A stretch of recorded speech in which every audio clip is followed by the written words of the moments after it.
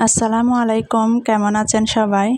আশা করি সবাই ভালো আছেন। আল্লাহর রহমতে আমিও আলহামদুলিল্লাহ ভালো আছি।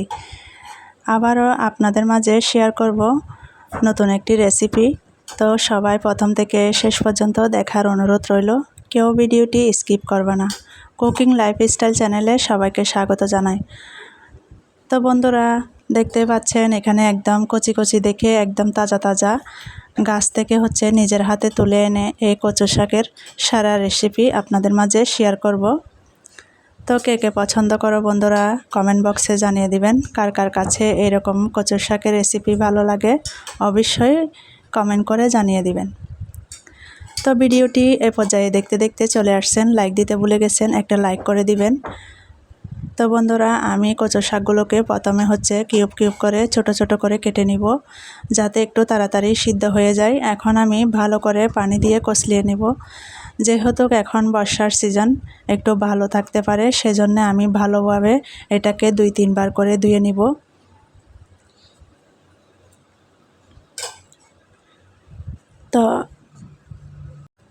তো এখানে কচু শাকগুলো আমার ধোয়া হয়ে গেছে। এখন আমি একটা হাঁড়িতে কচু শাকগুলোকে ধুয়ে পরিষ্কার করে এখানে নিয়ে নিব।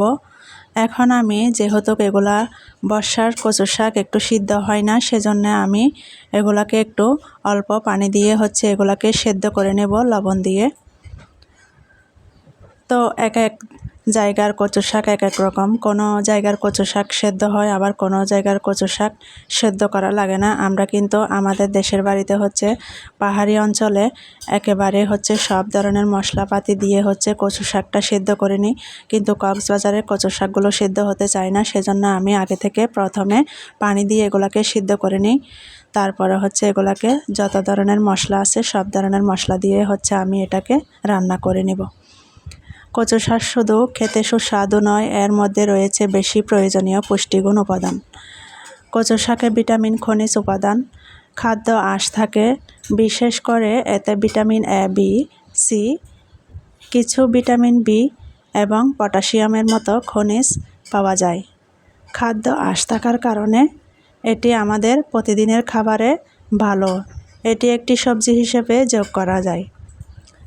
বাচ্চাদেরকে কিন্তু এরকম একটি কচু শাকের রেসিপি আপনারা দুপুরবেলা খাওয়াতে পারেন। যারা খেতে চায় না তাদেরকে কিন্তু কচু শাকের ভর্তা বা পাতুরির মধ্যে এভাবে করেও খাওয়াতে পারেন। তবে কচু শাক আমাদের যাদের গ্যাসের সমস্যা থাকে তারা কিন্তু একবেলাও খেতে পারেন, আবার 2-3 বেলা খেলে কিন্তু অনেকের গ্যাসের সমস্যা হয়ে যায়। সেজন্য আমি অল্প করে দুপুরের জন্য রান্না করতেছি, যাতে পরিবারের সবাই খেয়ে শেষ করে ফেলি। তো দেখতে পাচ্ছেন আমার কচু শাকটা সেদ্ধ হয়ে আসছে, প্রায় কালারটা চেঞ্জ হয়ে গেছে, একদম সবুজ কালার থাকবে। মাশাআল্লাহ, দেখেন কতটা সুন্দর দেখাচ্ছে কচু শাকটা। তো আমি একদম কচি কচি দেখে অল্প করে রান্না করব। তো আমার ছেলে খেতে চায় না, সেজন্য আমি অল্প করেই রান্না করতেছি। আমরা মানুষ যেহেতু চারজন অনুযায়ী রান্না করতেছি, দেখি অল্প অল্প করে দেওয়ার চেষ্টা করব। যেহেতু ছেলে মেয়ে অপছন্দ করে, তাদেরকে একটু খাওয়ানোর চেষ্টা করি। যাদের চোখের সমস্যা রয়েছে তারা কিন্তু এই রেসিপিটি ফলো করতে পারেন, এবং এটা খেলে কিন্তু চোখের সমস্যা দূর হয় এবং আমাদের শরীরে অনেক পুষ্টিগুণ বেড়ে যায়। এটি একটি সুস্বাদু একটু খাবার। তো এখানে দেখতে পাচ্ছেন আমার কচু শাকটা সেদ্ধ হয়ে গেছে। এখন আমি পানিটাকে অফ ক্যামেরাতে চাকিয়ে নিয়েছি। এর মধ্যে আমি কয়েক টুকরো আলু দিয়ে দিচ্ছি স্বাদ বাড়ানোর জন্য। আপনারা চাইলে দিতেও পারেন, নাও দিতে পারেন, সেটা আপনাদের ব্যাপার। তো আমার কাছে কিন্তু একটু আলু দিলে ভালো মনে হয়। দেশি ছোট আলু হলে আরও বেশি ভালো লাগে। তো শীতকালে কিন্তু সবজি বের হয়, সবজি দিয়েও কিন্তু রান্না করা যায়। যেমন ধরো সিম, টমেটো, আলু এভাবে করে দিলে খেতে কিন্তু আরও বেশি সুস্বাদু লাগে। তো অনেকে আছে চিংড়ি মাছ দেয়, তো আমি চিংড়ি মাছ দিই নাই। তো আমার কাছে আমি আমার মতো করে রান্না করি। আপনারাও বাড়িতে এভাবে কচু শাক রান্না করে খেয়ে দেখতে পারেন। দেশি শাক সবজি আমাদের প্রতিদিনের খাবারে রাখলে খাবার যেমন বৈচিত্র্যময় হয়, তেমনই বেশি পুষ্টিগুণ পাওয়া যায়। তো দেখতে পাচ্ছেন আমার কচু শাকে আমি ধীরে ধীরে শাকটা নরম হয়ে আসলে এর মধ্যে আমি মশলা দিয়ে দিব। এখন সুন্দরভাবে এটাকে মিক্স করে নিতেছি। আলুটা একটু সেদ্ধ হওয়ার জন্য একটু ভালোভাবে ধীরে ধীরে জাল করে নিতে হবে, কচু শাকটা যাতে পুড়ে না যায়। এটা কিন্তু পুড়ে গেলে স্বাদটা নষ্ট হয়ে যাবে এবং যে ফ্লেভারটা কচু শাকের সেটাও চলে যাবে। দেখতে পাচ্ছেন খুব সাধারণ কিছু উপকরণ দিয়ে হচ্ছে কত সুন্দর একটি দেশি খাবার তৈরি হয়ে গেল।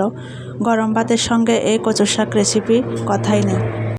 এরকম একটি কচু শাকের রেসিপি থাকলে জমে যাবে দুপুরের খাবারে। এরকম খাদ্য তালিকায় একটু কচু শাক রাখতে পারেন আপনারা দুপুরের খাবার টেবিলে। তো দেখতে পাচ্ছেন আমি ধীরে ধীরে করে হচ্ছে ডাকনি উল্টে পাল্টে এটাকে ভালো করে আরও সিদ্ধ করে নেব, যাতে গলা না চুলকায়। অনেকে গলা চুলকায়, সেজন্যে এখন যেহেতু বর্ষার সিজন সেজন্যে এখানে আমি একটু লেবুর রসও ইউজ করেছিলাম। তো লেবুর রসটা দিলে কিন্তু আরও বেশি ভালো লাগে টক টক খেতে। তো আপনারা আপনাদের মতো করে দিয়ে খেয়ে দেখতে পারেন। আশা করি এই ভিডিওটি আপনাদের ভালো লেগেছে। যদি ভালো লাগে তাহলে লাইক কমেন্ট শেয়ার করে দিবেন আপনাদের আপনজনদের মাঝে। আপনাদের একটা লাইক একটা কমেন্ট আমার অনেক উপকৃত হয় এবং অনুপ্রেরণা জাগে। আপনাদের সুন্দর সুন্দর কমেন্ট দেখলে আমার আরও নতুন নতুন রেসিপি নিয়ে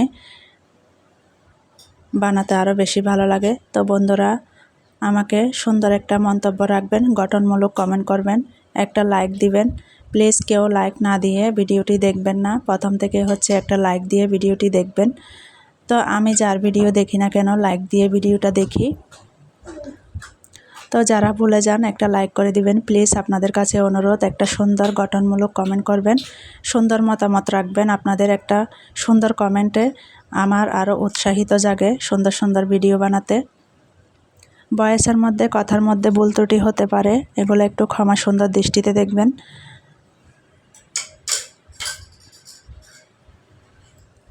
তো আমার কচু শাকটা যখন হয়ে আসছে তখন যখন আলুটা সেদ্ধ হয়ে গেছে তখন বুঝে নিতে হবে এই কচু শাকটা হয়ে গেছে।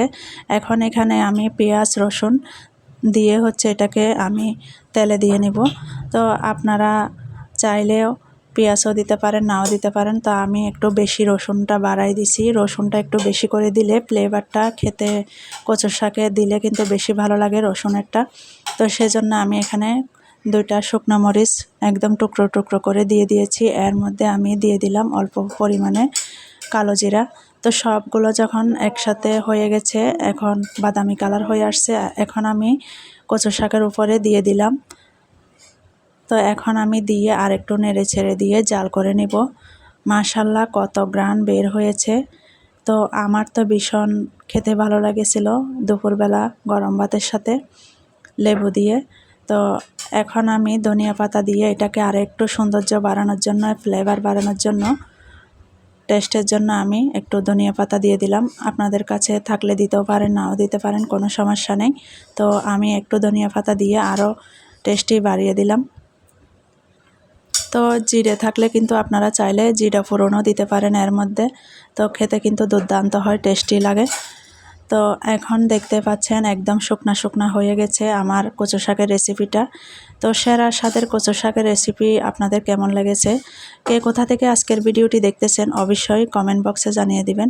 এখন আমি একটা বাটিতে পরিবেশন করে আপনাদেরকে দেখিয়ে দিব কাছ থেকে কতটা লোভনীয় দেখতে হয়েছে। খেতে কিন্তু অসাধারণ, মাশাল্লাহ আলহামদুলিল্লাহ। খেয়ে আমার খুব ভালো লেগেছিল, আমার যে অনেক পছন্দের একটা খাবার। তো মাঝে মাঝে কিন্তু আমি করে খাওয়াই এরকম করে। তো এখন পরিবেশন করে দিলাম একটু কাঁচামরিচ আর হচ্ছে লেবু দিয়ে আপনাদেরকে পরিবেশন করে ডেকোরেশন করে দিলাম। তো বন্ধুরা, কেমন লেগেছে এই ভিডিওটি? যদি ভালো লেগে থাকে তাহলে চ্যানেলটি সাবস্ক্রাইব করে বেল বাটন অল করে দিবেন। এরকম সুন্দর সুন্দর রেসিপি পেতে চ্যানেলটি পাশে থাকবেন। আশা করি আমার রেসিপিটি আপনাদের উপকারে আসবে। তো সবাই ভালো থাকবেন, আমার জন্য দোয়া করবেন। আল্লাহ হাফেজ।